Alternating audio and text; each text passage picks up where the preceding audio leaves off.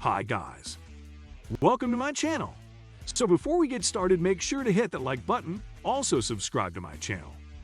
In this video, we will talk about British Prime Minister Boris Johnson resigned. So make sure to watch the full video. London. The search is on for a new leader of the government in the United Kingdom, and the governing Conservative Party has been narrowing down the field of candidates. After Prime Minister Boris Johnson resigned as party leader earlier this month, hundreds of his fellow Conservatives in Parliament have been voting on a possible successor, who would also replace him as Prime Minister. This series of votes concludes next week.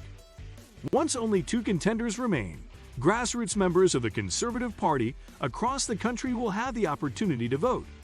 There is no general election. The winner of the party vote is set to be announced Sept 5 and will become the UK's new Prime Minister. After several knockout rounds this past week, here are the remaining 5 candidates for the Conservative leadership. Rishi Sunak.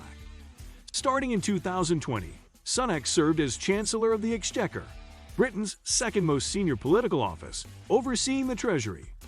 His decision to resign from that role earlier this month prompted a cascade of subsequent resignations from government, which eventually forced Johnson to announce he would step down as leader of the Conservative Party. Liz Truss. Statistically, Truss has spent more time as a member of the British cabinet than any of her opponents in this leadership race. She has held a series of high-profile posts that have culminated in her current role as Foreign Minister, only the second woman to have the job in history.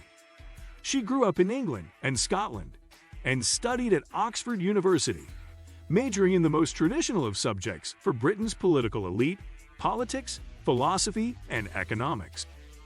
Prior to her career in Parliament, she worked as an accountant and was elected to her constituency several hours northeast of London back in 2010. Penny Mordaunt. A surprise success in this leadership contest. So far, Mordaunt finished second to Sunak in the recent round of voting by Conservative lawmakers, though polls well among grassroots members of the Conservative Party that will likely decide their next party leader over the course of the summer. She has participated in a reality TV show and held various roles in government over the course of the past decade, including the defense and Brexit portfolios. She is currently one of several ministers responsible for trade policy and was among the Conservative Party's most ardent campaigners in favor of Brexit prior to the 2016 referendum on Britain's EU membership. She once oversaw the party's youth wing, and during her recent campaigning, she has advocated for lower taxes, a smaller state, and greater personal responsibility. Kemi Badenoch. One of the least experienced of the candidates, Badenoch is currently fourth favorite after 2 rounds of votes by her fellow party legislators. She has focused her platform on reducing the role of the state in people's lives, but has promised not to participate in what she calls a bidding war with the other candidates to reduce taxes. The former Equalities Minister. She is considered to be one of the more culturally conservative participants in this leadership contest. She was born in London to parents originally from Nigeria, but spent her childhood back in Nigeria, as well as the United States, before returning to Britain for her final 2 years of high school, at which point she worked at McDonald's alongside studying. Tom Tugendhat.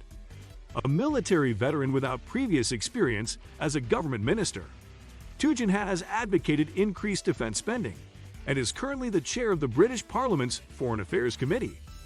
He has developed a profile as a frequent critic of Johnson and his government's policies, and in particular over what he has described as Britain's disastrous military withdrawal from Afghanistan last year.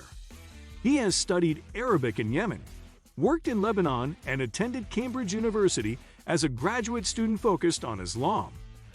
Both his mother and wife are French, so he holds dual British and French nationality and speaks a smattering of other languages with various degrees of proficiency.